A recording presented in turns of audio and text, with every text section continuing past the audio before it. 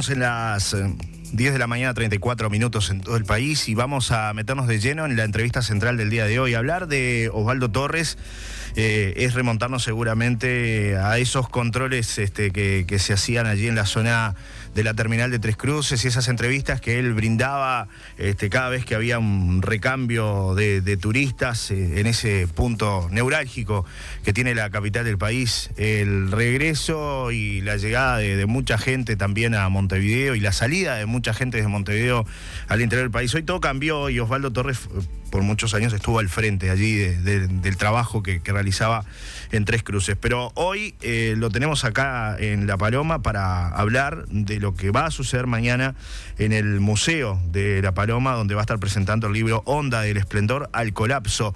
Osvaldo, bienvenido, buenos días, un placer recibirte, gracias por acompañarnos. No, el placer es mío y el agradecimiento también. Gracias por la invitación y bueno, como tú bien dices, mañana vamos a estar conversando con quien quiera interesarse del tema. Con mucho gusto vamos a andar ahí en la vieja estación de trenes. Por muchos años, como hablábamos en la introducción, estuviste allí trabajando en Tres Cruces. Sí, y casualmente desde la torre de control, Osvaldo Torres, ¿no? Siempre había un juego de palabras allí que siempre era interesante y un poco jocoso también, ¿no? Sí, estuve la tercera parte de mi vida la pasé en la torre de control de Tres Cruces. Antes había estado en Onda, unos 16 años más o menos, y también un breve periodo de 3 años en la empresa COT. ¿Cómo fue ¿Cómo fue tu vinculación al transporte? Porque dijiste, bueno, comenzaste en Onda, pero ¿cómo se da esa llegada a la empresa? Y yo lo relato en el libro. Yo ingresé en el año 76 por la temporada, ¿verdad? Me acuerdo que fue un 20 de diciembre del año 76. Había mandado una carta, recuerdo, después a través también de un familiar que tenía un amigo que trabajaba en la Onda, en fin. Y empecé, ya te digo, entré en esa fecha por la temporada, ¿verdad? Claro. ¿Cómo era aquellos momentos donde, bueno, prácticamente no había otro medio de transporte que no fuera el ómnibus para llegar de repente al interior del país, más allá de los automóviles particulares? Pero no era como ahora, que hoy la mayoría tiene auto. Antes era sí, todo distinto, Osvaldo. Todo pasaba por el transporte colectivo, ¿no? Sí, Onda llegó a tener el 85% del mercado, ¿no? En su época más gloriosa, digamos, ¿no? Antes de que comenzara el hundimiento, digamos. Aquello era fantástico, ¿no? La Plaza Libertad era ¿qué te puedo explicar? Un movimiento impresionante. 24 horas al día era un movimiento tremendo, ¿no? Bueno, era el kilómetro cero, ¿no? De la ciudad. Claro, y era constante. Después vinieron los cambios y previo a la inauguración de Tres Cruces, las empresas fueron retiradas, se generó una zona de exclusión en el centro para digamos, disminuir un poco el caos que el tránsito estaba generando ya en el centro de la ciudad.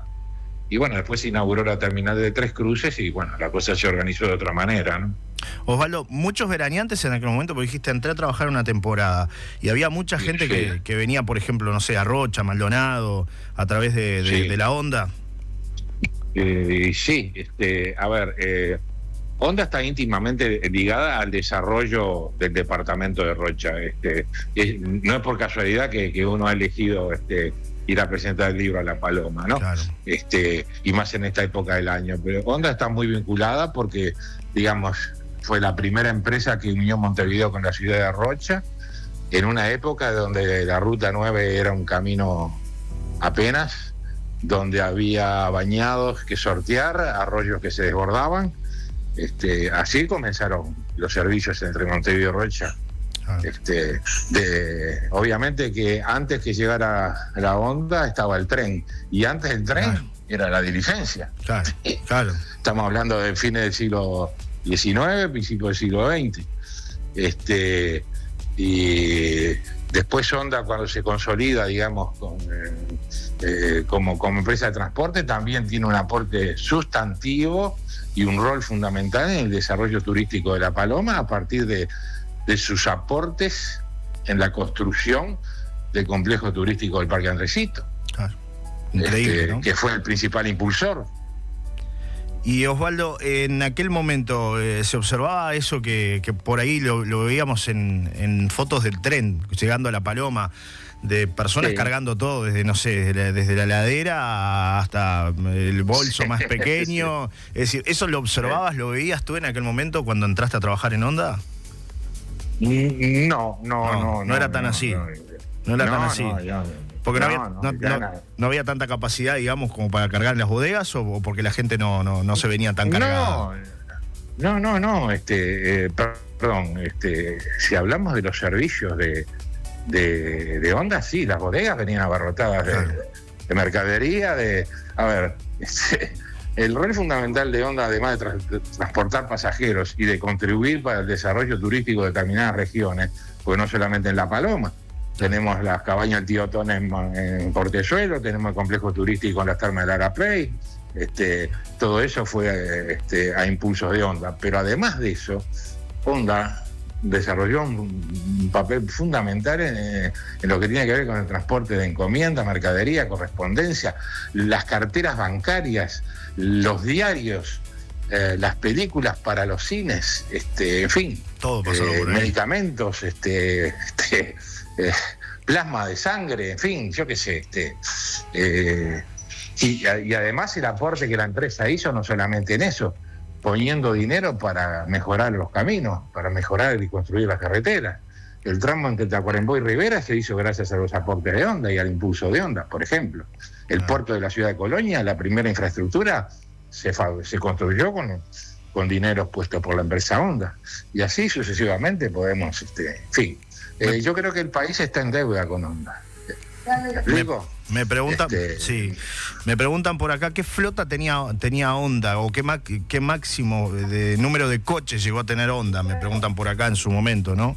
Funcionando. Entre activos. 220 y 240. Una flota enorme, ¿no? Se veía ese galgo circular por todos lados, ¿no? Ese galgo clásico, que aún hoy se conserva en algunos lugares, ¿no? Hay que decir que acá en La Paloma, el lugar donde antes estaba la agencia de Honda, hoy funciona un bar que se llama Bar La Honda, y tiene que ver con eso, con la historia de donde ahí la gente descendía, lo que tú hablabas, ¿no? En verano. Quedan algunos vestigios todavía. En la ciudad de Rocha, donde estaba la agencia, creo que hay una plaqueta ahí, claro. Que yo estuve el día que la descubrimos, hace algunos años ya. Claro, y aún queda alguna unidad todavía que se conserva, ¿no? Más allá del paso del tiempo, ¿no? Sí, hay algunas que están impecables, ¿eh? Claro.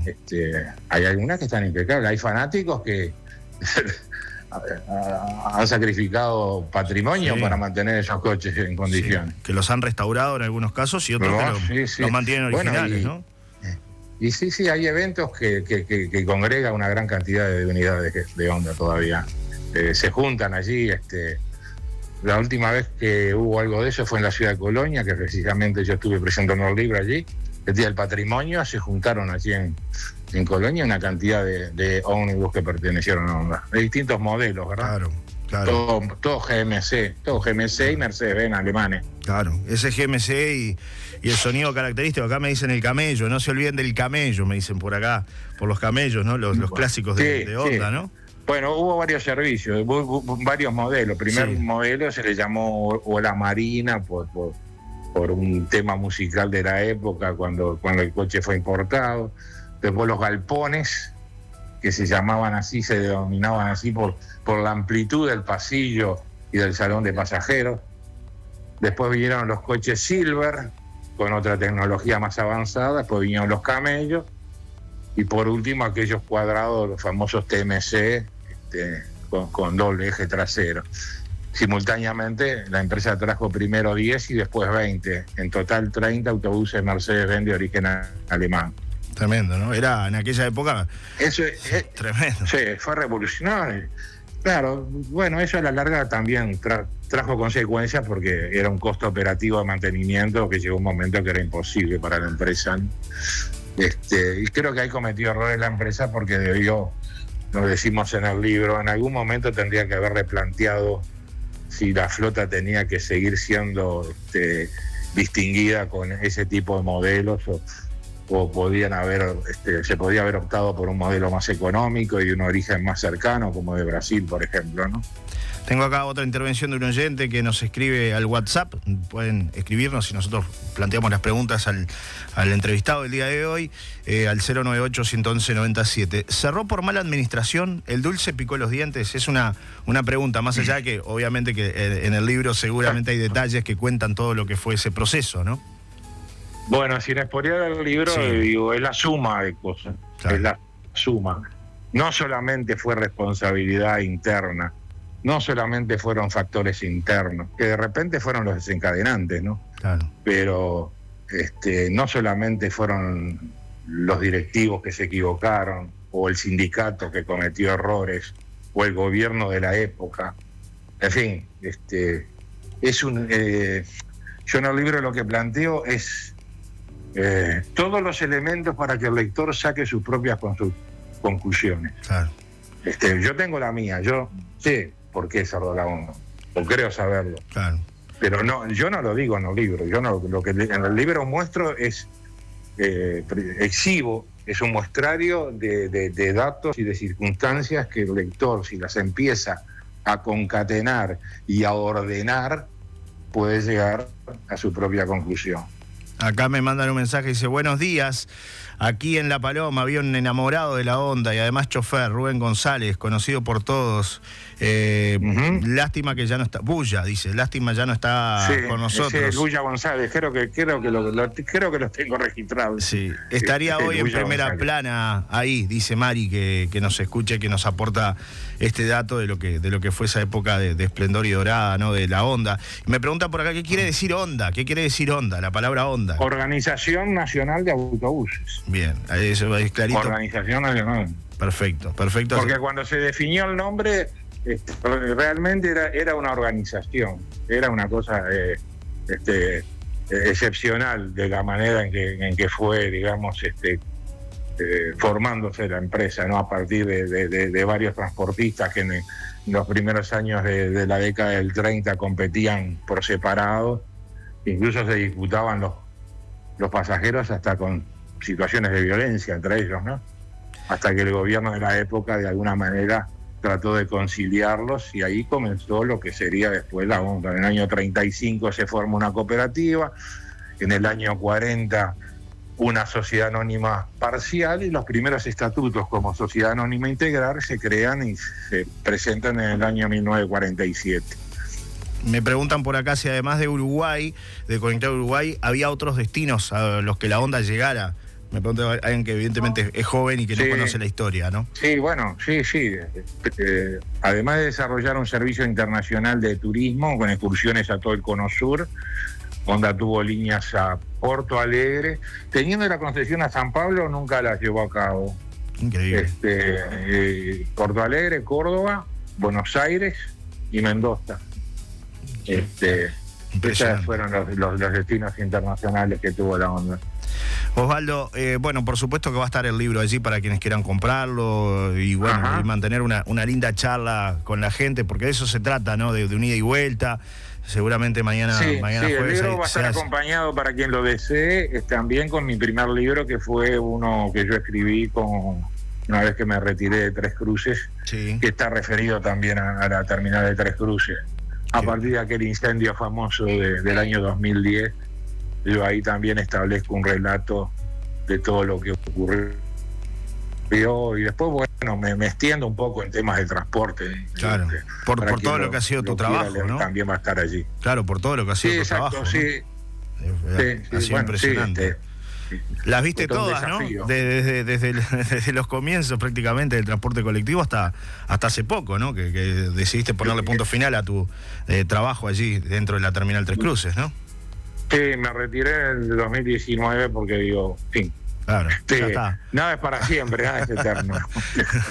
Igual hay nostalgia de estar allí en la terminal, de ver ese movimiento, Osvaldo. Tres Cruces para mí sigue siendo mi lugar en el mundo. Claro. Sigo yendo prácticamente, no todos los días, pero semanalmente. Claro, me imagino. Y todavía conservo grandes amistades, hay grandes amigos. Aunque el paso del tiempo también va generando el distanciamiento lógico. Claro, pero, y además van cambiando las generaciones también, me imagino, y gente nueva que se va sumando a la labor, pero me ¿no? sorprende, claro, porque me sorprende porque incluso uno a veces caminando por la calle se encuentra con gente que lo saluda y Claro. lo reconoce y le recuerda. Y Claro. en fin, no, para mí ha sido muy grato, ¿no? Que si tuviera que elegir nuevamente qué trabajo iba a hacer en mi vida, haría este.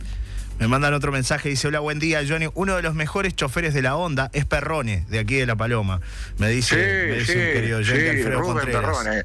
Perrone. Rubén Perrone, que le dicen tiene un Chicho Perrone. ahora no recuerdo. Chicho, Chicho, el exactamente. Chicho. Acá Chicho Perrone, que se jubiló en Cinza. Él, después que cerró Onda, estuvo trabajando Claro. en Cinza. Es verdad, acá me mandan varios mensajes, dice: hola, en La Paloma tuvimos y tenemos ex trabajadores de Onda: Chicho Perrone, Puya González, Pocholo Martínez, José San Román, Sí. Luque, Gustavo Luque. La Onda cumplía un fin social, llegaba a lugares perdidos del Uruguay, nos dice Ceci, que nos aporta algún detalle más, ¿no? Luque fue el que estuvo despierto cuando vio que se caía la Onda. Tuvo la habilidad de formar la Cotec, si no me equivoco, ¿no? Es verdad que hasta el día de hoy funciona la Cotec, para aquellos que no lo saben, pero hasta el día de hoy funciona y brinda su servicio aquí en el departamento de Rocha. ¿Cómo ves el transporte actual, el transporte colectivo actual, tanto el interdepartamental como el colectivo ahí urbano? Porque bueno, ha cambiado mucho. Ayer me hablaba con alguien de una de las empresas y me decía: y ha bajado la venta de boletos, ¿no? Con la compra de los autos, mucha gente ha pasado a tener auto, pero eso ha generado también cierta crisis en el transporte colectivo. ¿Cómo lo observas tú desde afuera, Osvaldo, hoy, y teniendo el conocimiento que has tenido a lo largo de estos años? Daría para mucho hablar, ¿no? Pero desde mi perspectiva, el transporte interdepartamental está muy regulado, excesivamente regulado. Claro. Tendría que haber otro tipo de libertades, de flexibilidad, de manera de generar una competencia un poco más favorable para el usuario. También el tema de tarifas para mí está mal manejado. Y usted en la compañía aérea, si saca el boleto de avión con un mes de anticipación, le va a salir más barato que una semana antes, ¿verdad? Es verdad, es muy cierto eso. Bueno, esto en el transporte se podría practicar, y más hoy con toda la disponibilidad tecnológica que hay en materia de procedimientos informáticos, como para decir, bueno, si yo pienso viajar a La Paloma en turismo y saco el pasaje hoy, me tiene que salir un precio. Claro. Si lo saco una semana antes, me tiene que salir más caro. El otro tema, mientras la Onda estuvo operando, existía la tarifa de menor. Cuando cerró la Onda, inexplicablemente aprovecharon para eliminarlo. El menor de 5 a 11 años pagaba el 60% de la tarifa. Hoy de 5 a 11 paga igual que un mayor. Paga lo mismo. Menor de 5 no paga. Exacto. Una familia tipo que tenga que viajar con los costos de hoy, en fin.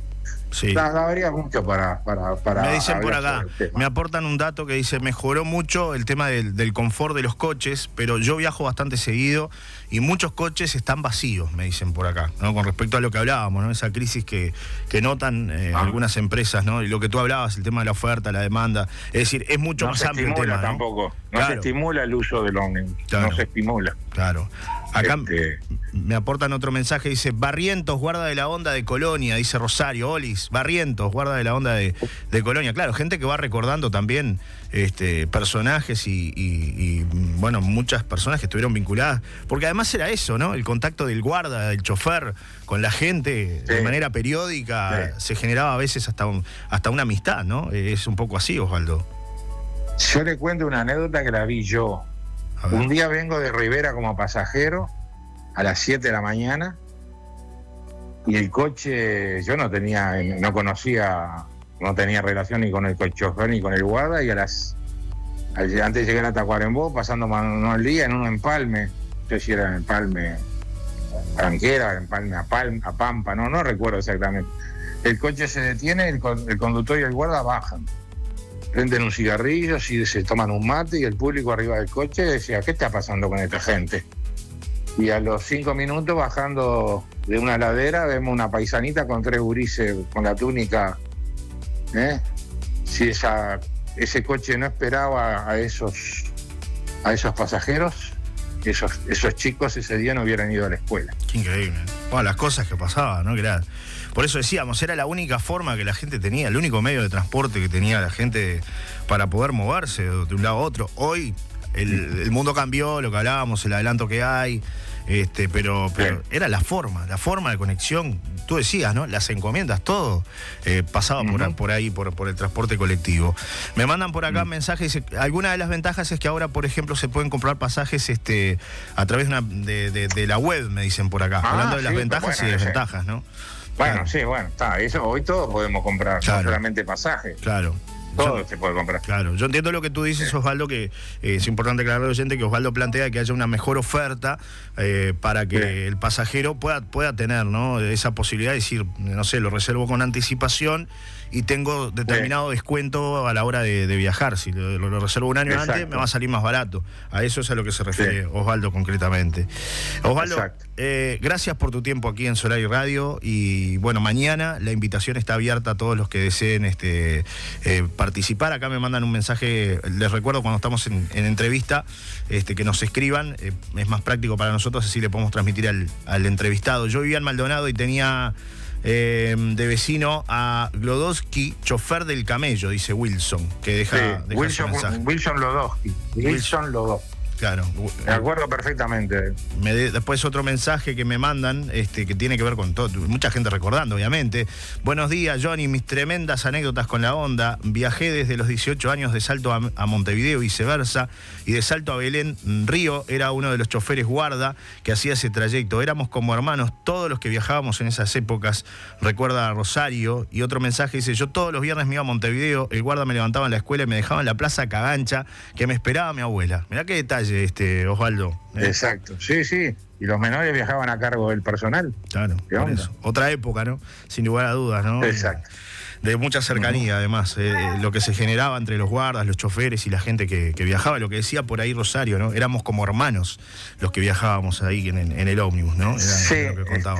Para mí fue una comunidad espiritual, claro, que todavía pervive, no solamente en la memoria de la gente, sino que por lo menos 1 o 2 veces al año los sobrevivientes de Honda suelen reunirse o en Blanca Arena, en el departamento de Colonia, o en algún local de Montevideo, y se reúnen para recordar aquella época gloriosa de Honda. Osvaldo, por último pregunta acá un oyente, ¿cuánto demoraban desde Montevideo a La Paloma? ¿Cuántas horas se demoraba para viajar? ¿Te acordás de cuánto demoraba el trayecto?